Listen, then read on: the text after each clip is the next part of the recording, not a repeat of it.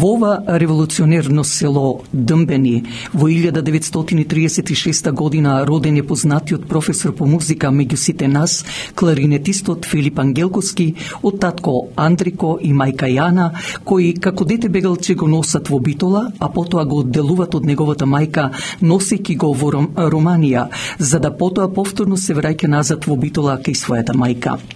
Уште како мал, Филип Ангелковски го интересираше музиката, затоа се запишува во Битола во средно музичко училиште, за да потоа заврши музичка академија во Белград. За време на неговото школување, тој учествуваше на многу надпревари не само во тогашна Социјалистичка република Македонија, туку и во Федерална Југославија, каде во надпреварите за млади уметници на републичко ниво го освојува првото место за кларинет, а исто така по неколку години на надпреварот на југословенско ниво на млади уметници на било каков музички инструмент, Ангелковски го освојува и таму првото место со својот кларинет. Како професор по музика, но и заменик директор на музичкото училиште во Битола се вработува, каде еден од неговите ученици е и познатиот композитор и солист на забавната музика Славе Димитров, познат со мелодијата Чија си.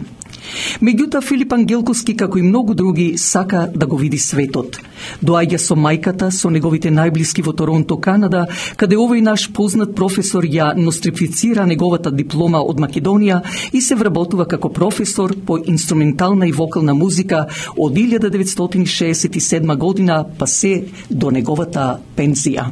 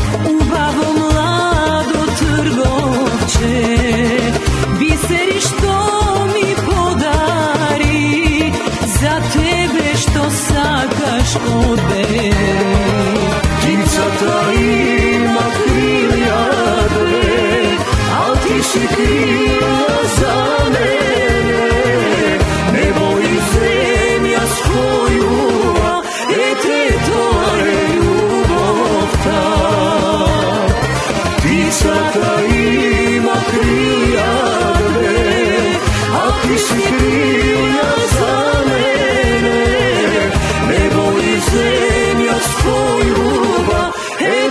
to je ljubov ta.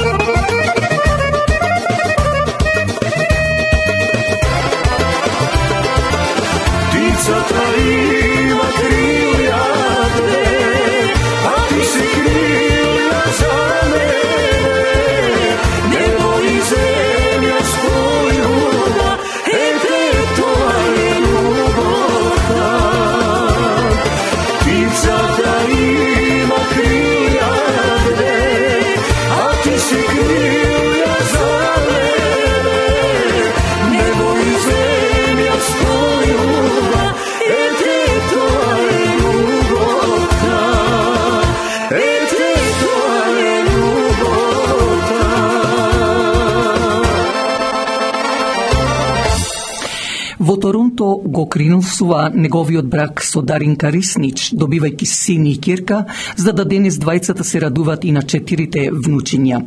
Интересно е да се каже дека и овој наш музичар уште со самото доаѓање се зачленува во црквата Свети Климент Охридски, но љубовта кон фолклорот, кон музиката го натера да формира друштво наречено Пелистерско Оро во 1966 година, каде Ѓорѓи Ангелевски од Арменско го поставува одговорен за друштвото, а покрај другите членови беа и фамилијата на Илјо Шарковски со синот Менде, ќерката Блага и зетот Борис, кои одлично ја негуваа македонската песна и како солисти од друштвото Пелистерско Оро, а организатор беше Филип, Нане и гитаристот во оркестарот, како и Ѓорѓ Ангелевски направија прв концерт за македонците во Торонто и околината. Во годината кога беше избран за председател на црквата Свети Климент Охридски Џими Џуглов, а за подпредседател беше овој наш драгоцен професор Филип Ангелковски, по неколку месеци Џуглов ја напушта таа функција, односно одстапува од председател и на негово место привремено доаѓа во следните месеци за председател на Свети Климент Охридски Филип Ангелковски, кој потоа пак идната година се кандидира повторно и официјално да биде мандатор во црквата.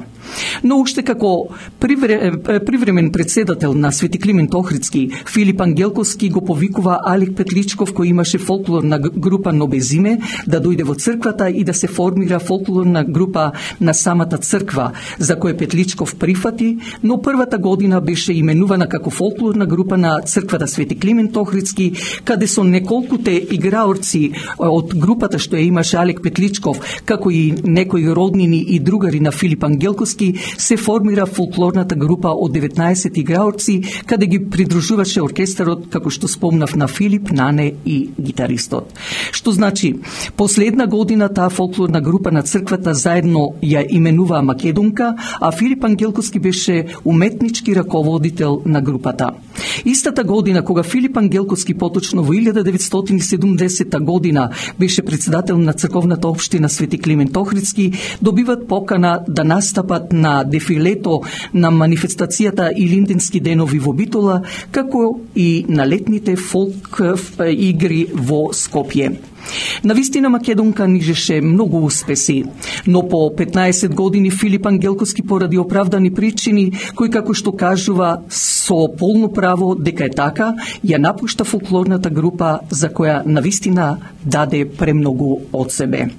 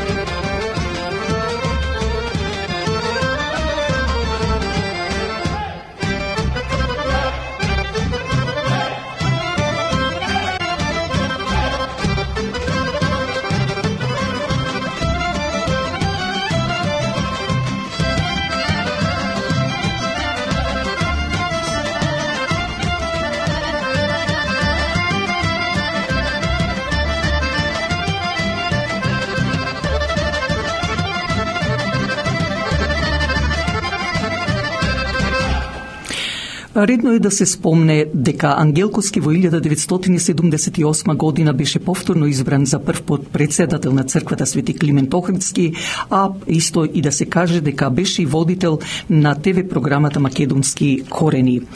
Во црквата го води црковниот хор од 1993 година како диригент цели 23 години, така да во негово време од 14 хористи тој го зголеми хорот на 44 членови, односно хористи.